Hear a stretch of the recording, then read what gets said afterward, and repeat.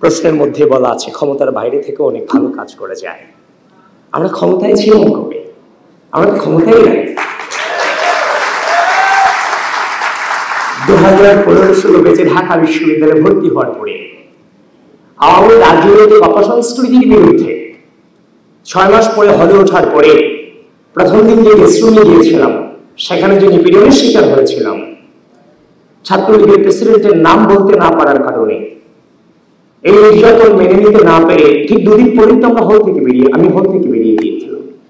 হল থেকে বেরিয়ে আমার নিজের পরিবার, নানার সাইড কিংবা দাদার সাইড কোনো রাজনীতিবিদ ছিল না। সে সময়টাতে আমি আমার হৃদয় দিয়ে অনুধাবন করলাম, এই যদি হয় বিশ্ববিদ্যালয়ের পরিস্থিতি, এগুলোর বিরুদ্ধে কাউকে না কাউকে দাঁড়াতে হবে। তাহলে আমার এমন একটা প্ল্যাটফর্ম দরকার, যে প্ল্যাটফর্ম থেকে এই ধরনের অপসংস্কৃতিগুলোকে মূলোৎপাটন করা যাবে। আমি নিজে ছেড়ে আমার ফেসবুকের সার্চ অপশনে কাজী জসীমউদ্দিন হল ছাত্রদল লিখে আমি আমার ছাত্রদলের অগ্রজদেরকে খুঁজে বের করেছিলাম। আমাকে রাজনীতিতে কেউ নিয়ে আসেনি, আমি নিজে খুঁজে বের করে এসেছি। ওই মুহূর্তে একমাত্র প্ল্যাটফর্ম ছিল বাংলাদেশ জাতীয়তাবাদী ছাত্রদল, যারা অন্যায়ের বিরুদ্ধে কথা বলেছে। সুতরাং পুরোটি সময় ছিলাম নির্যাতিত, পীড়িত, নিষ্পেষিত। এই যে 2016 সাল থেকে লড়াই শুরু হয়েছে, এই 24-এর গণঅভ্যুত্থানের পরবর্তী সময় পর্যন্ত, এই গ্রামীণ নির্বাচন হয়েছে 2024 পর্যন্ত, আপনি আর একটা ছাত্র সংগঠনকে আপনি দেখাতে পারবেন যারা হাসিনার বিরুদ্ধে রাজপথে নেমে বলেছিল step down Hasina, no more Hasina? দেখাতে পারবেন না।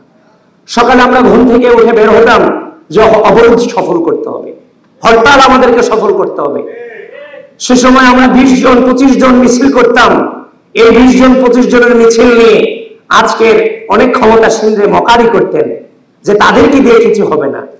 কিন্তু বিশ্বাস করেন, এই 20 জন 25 জনের একজনই কিন্তু 14 তারিখ রাতে রাজু ভাস্কর্যের পাদদেশ থেকে হাসিনাকে গোটা বাংলাদেশের স্বৈরাচার শব্দে প্রতিষ্ঠিত করেছিল।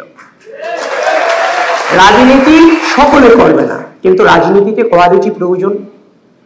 একজন জেনারেল স্টুডেন্টের পক্ষে ফ্যাসিবাদকে সরাসরি স্বৈরাচার বলা তখন আসলে সম্ভব ছিল না।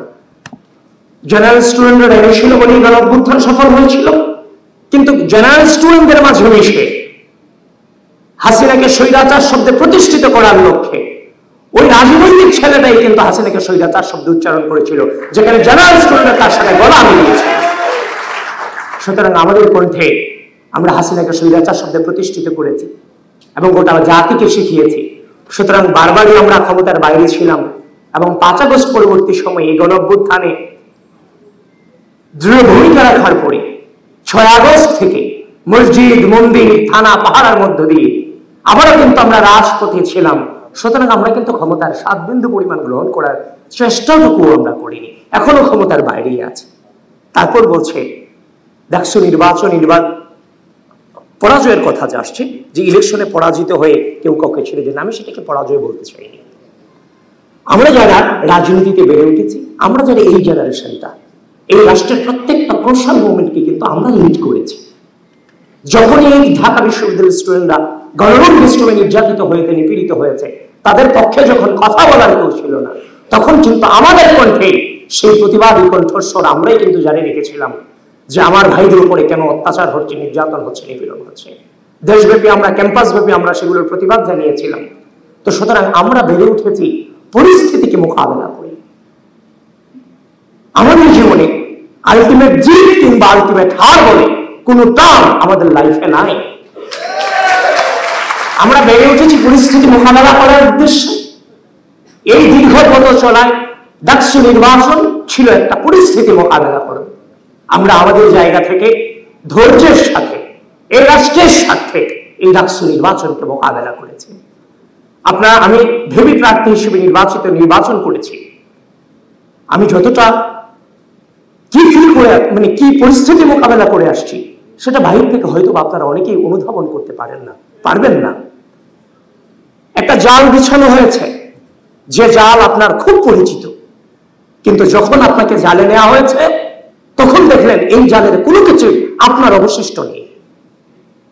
যার প্রপার দৃষ্টান্ত ছিল নির্বাচনের সকালে আমাকে ভিলেন বানানো হলো, আমি ভোট কেন্দ্র দখলের জন্য গিয়েছি। এটা কখনোই মেইনস্ট্রিম মিডিয়া থেকে আমি এটা আশা করি।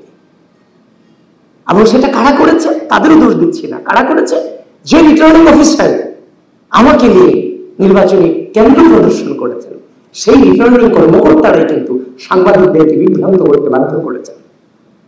সুতরাং আপনারা বুঝতেই পারছেন ভিতরটা আমাদের জন্য কতটা ডিফিকাল্ট ছিল। বারবার যদি আপনাদের কাছে অভিযোগ করি, আপনারা সেটাকে আপনাদের কাছেও শুনতে খারাপ লাগবে।